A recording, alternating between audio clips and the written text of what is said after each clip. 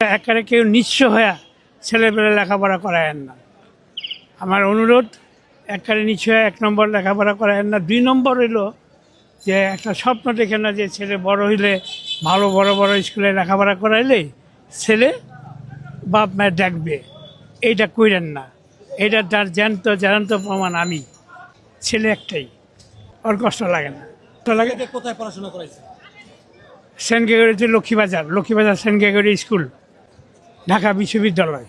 আমার ছেলে বিকাশ ব্যাংকের সিনিয়র অফিসার।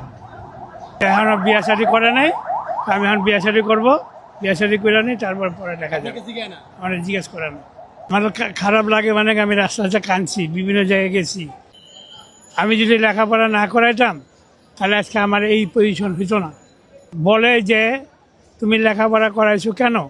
তুমি অতিরিক্ত বিলাসিতার কারণে তুমি লেখাপড়া করাইছো। আমাকে একটা 4তলা বাড়ি করে দিতা, তুমি বাড়ি গাড়ি করে দিতা। এই 2টা চোখই আমার অন্ধ হয়ে গেছে লাগা। অনেক হাতে পায়ে ধুইরা এই চোখটা একদম বাদ। এইটা দিয়ে একটু দেখি। প্রথম দিকে আমি আমার ব্যবসা বাণিজ্য পত্রিকার ব্যবসা করতাম।